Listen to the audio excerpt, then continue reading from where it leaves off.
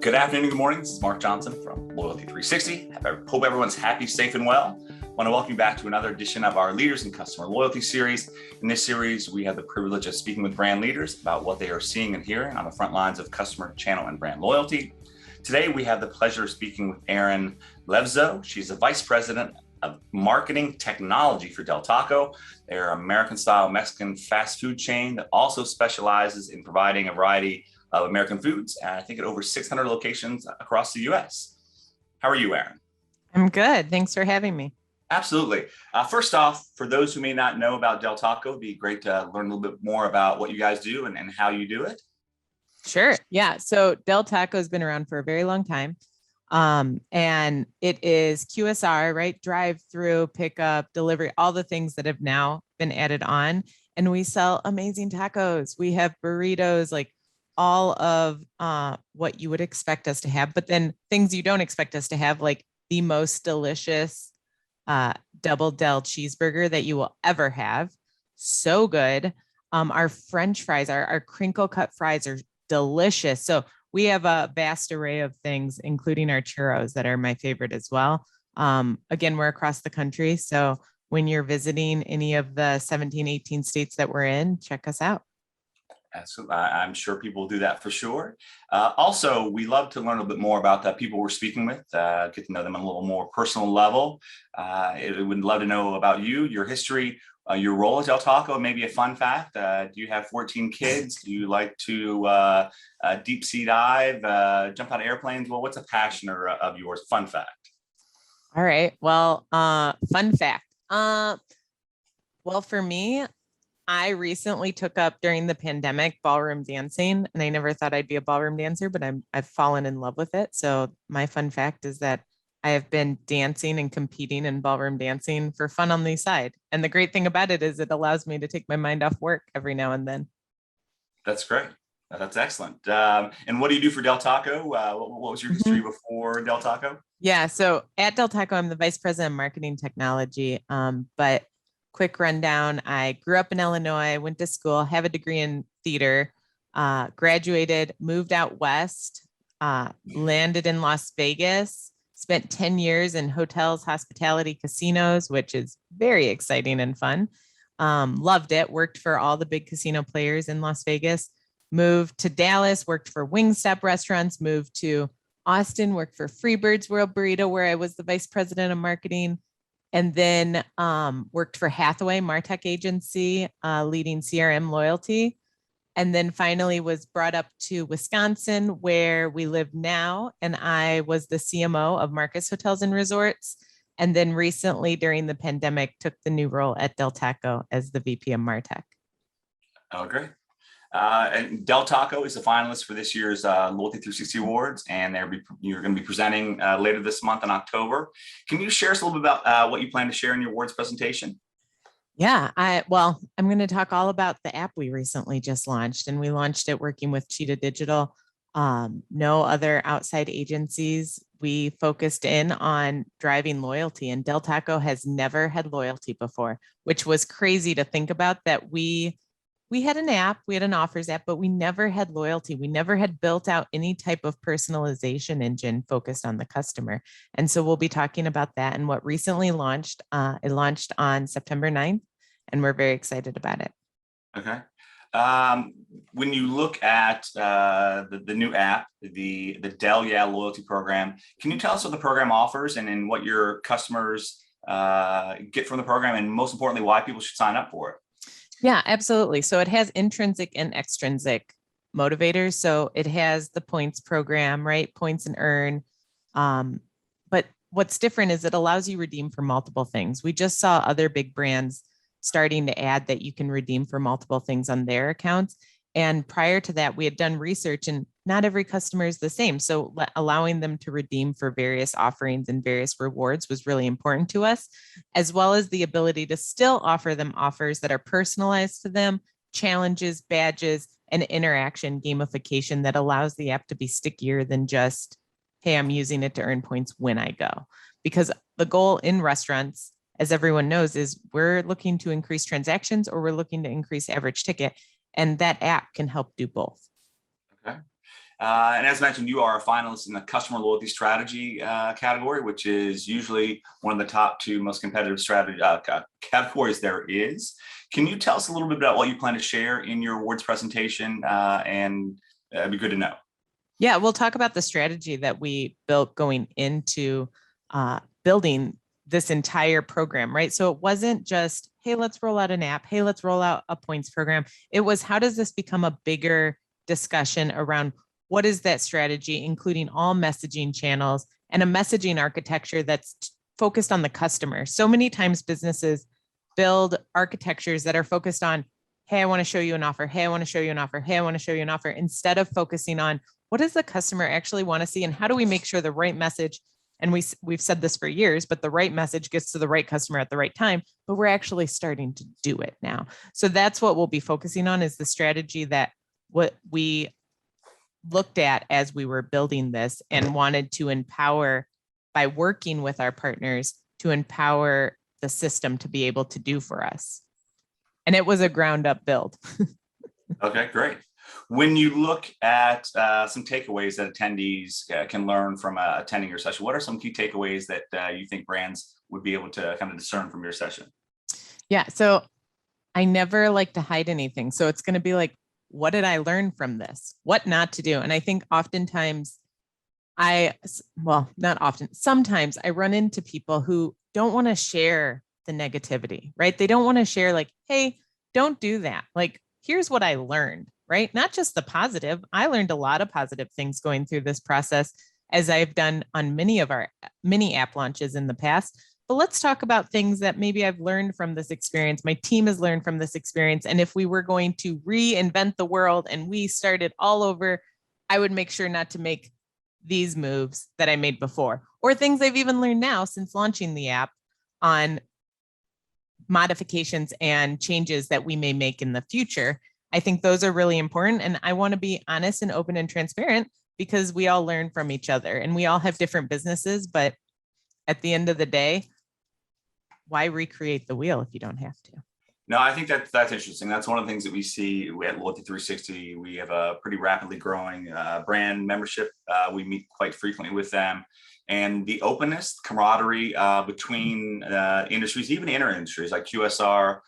We have a number of quick service restaurants or members. They share right there, because I think there's a understanding and realization that if you share and contribute, you're more likely to get something back. And if you have a more reticent approach where you may not want to share and be open, I think giving leads to giving, and giving leads to getting, and you just can learn a lot more if you're open, because those discussions, technology is more complex.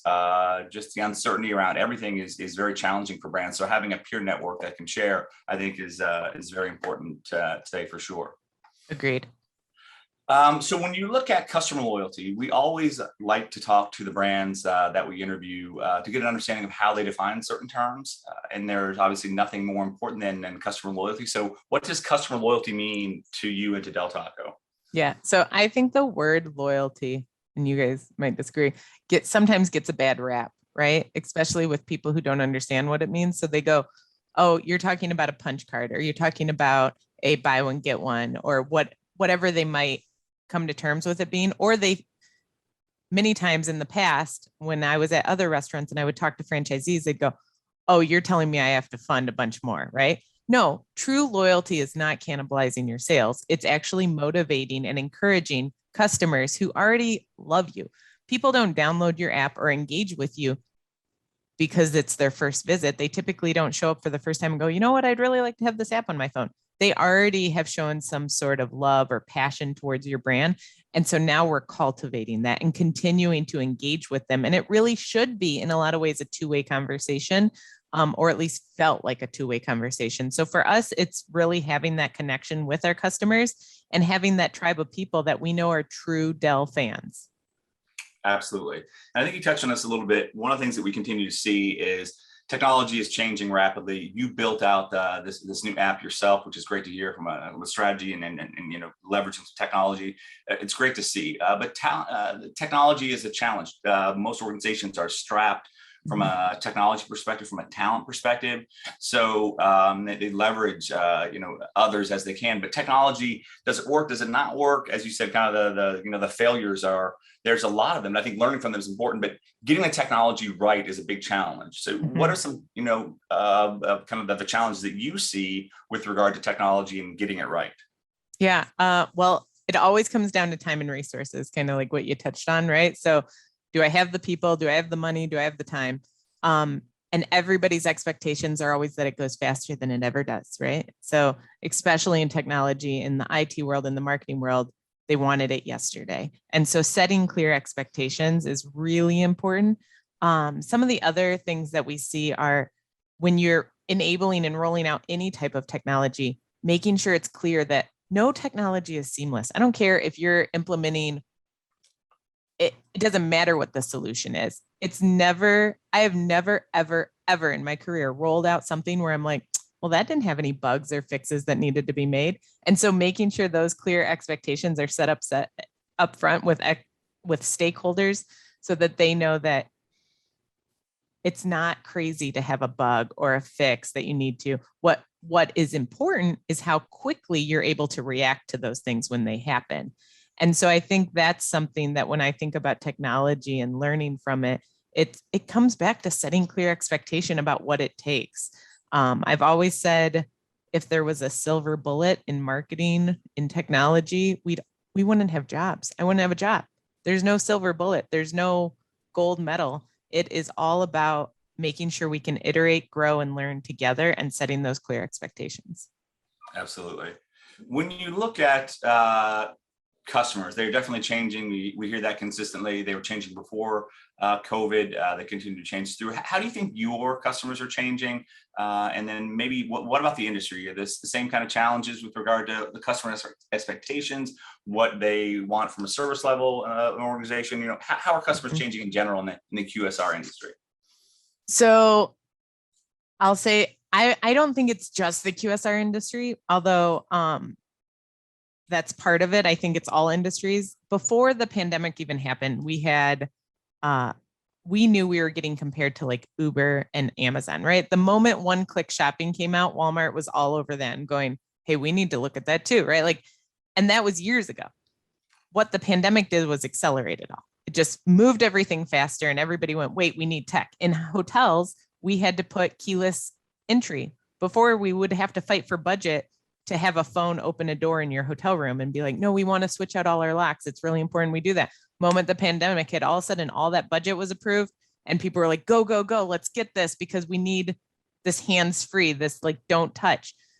People started using credit card instead of cash more. We saw that throughout the pandemic, right? All of those things didn't just impact our industry, it impacted everybody's industry. In Del Taco, in the QSR space, we saw people going through the drive-through more because they had to. They couldn't come into the restaurant. We saw them wanting the curbside. Delivery service providers like your DoorDash and your Uber Eats of the world blew up because you couldn't leave your house or you were afraid to leave your house. So I think all of those things aren't going away, is why I say that. It's not, hey, it was just here for a pandemic and now it's done. What we did was we got all these people over the hurdle of using the technology in this way, people that had not used it before, and now it's sticky, it's on their phone and they're interested in using that technology. So that's what I think has changed. And that's how it's changed for our business. Our customers expect it now. It's no more like, they don't go on DoorDash and go, they don't go, why isn't a restaurant here? They expect your restaurant to be there. It better be there. So I think that's really important that the customer expectations have lifted, technology has accelerated, and we have to maintain that now. I also think that customer service, for years, we've said customers expect immediate gratification, right? They want a response quickly and they want a human to respond to them ideally, or a quick bot experience. So with that said, it's gotten shorter and shorter and shorter. And I think we're all in our industry looking to figure out all right, how short does it really have to be? Could it be 15 minutes? Does it have to be 5 minutes, which is what the study shows? And so I think that's continuing. Customer expectations rise. They expect immediate response, and how we sustain and do what they expect, right? Yeah, absolutely. What do you think the next big thing for your brand's approach to customer loyalty is? It's continuing to iterate. That we are still in the infancy of a rollout of a brand new Del Yeah rewards, which is very exciting. And if you download the app, you get 2 free Del Tacos, right? We want people to interact. We want people to engage with us, but we are still in the infancy of growing this amazing consumer engagement platform that's going to have lots of stickiness to it when it comes to that. So I think the next iteration of that is the full strategy that goes along with everyday engagement. Right now, we are in the let's grow and grow fast. And then it becomes the journeys, right? What journey are we taking these customers on, and who's in what journey when, and how is that architecture of messaging really triggered by each customer so that it is true personalization and not just mini micro segmentation. Absolutely. You look at your competitive set, the QSR industry, as we mentioned, is evolving quickly. There are a number of organizations that are focused on customer loyalty, either from a programmatic perspective or an app perspective, or just more holistically big picture customer loyalty. And what efforts do you see from your competitive set, and what do you think you are doing that kind of sets you apart, that differentiates you and your offering? Yep. So one thing I think that makes us different is we really look at the full funnel approach. So it's not good enough that our team is only focused on just the app or just the email database. They all are tied together, right? We're looking at everything there. Then we look at the media that plays a part into that, into the acquisition and the ability to follow them through the journey. So I think that's really important. I know it's very nitty gritty, but that does, I believe, set us apart because we are nimble and lean enough that we kind of touch everything. And I will tell you, is one of the only positives about having a really lean, nimble team is that you don't have a choice. You are touching and involved in all of those pieces. And so because of that, we don't have those silos built out. I do think that I'm constantly talking to my peers, talking to competitors and what they're doing. We are all focused on the journey building, and the ability to make sure that personalization pays off and what that looks like. And so we are constantly sharing ideas to figure out, all right, did something they do work, or did something we do work? And how would that translate to what they're doing, right? So it's been an interesting whirlwind the last year building this, but I do believe that what we have built is going to grow into something even bigger. Okay, great. When you look at your journey, what can Loyalty 360 do to help you, your team, in your customer loyalty journey? Continuing to educate. It's really important. I believe that at a certain point in marketing technology and digital, we often don't continue to educate ourselves because things change every single day, and understanding the whys behind things. So bringing those things to the table. I love what you said about the peer-to-peer networking. I think that's ultra important because it's mind sharing, it's brain sharing. And I'm smart enough to know that I'm usually never the smartest person in the room. And there are a lot of smart people I can learn from. So continuing to bring those things together, I think, is really important. Well, thank you very much, Erin. It was great hearing from you. Looking forward to meeting you in person in a few weeks later this month. Looking forward to hearing more in your session. And thank you very much for taking the time to talk to us today. Likewise. Absolutely. Thank you, everyone, for watching, and looking forward to seeing you at the end of the month in October as well. Have a wonderful day.